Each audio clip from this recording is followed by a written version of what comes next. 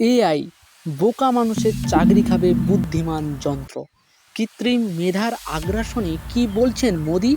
প্যারিসে AI action সামিটে বক্তব্য রাখলেন প্রধানমন্ত্রী।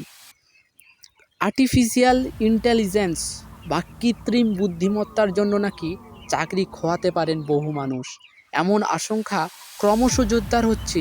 বিশেষ করে চ্যাটজিপিটির মতো বটের আবির্ভাবের পর থেকেই সে সম্ভাবনা আরও জোরালো হয়েছে।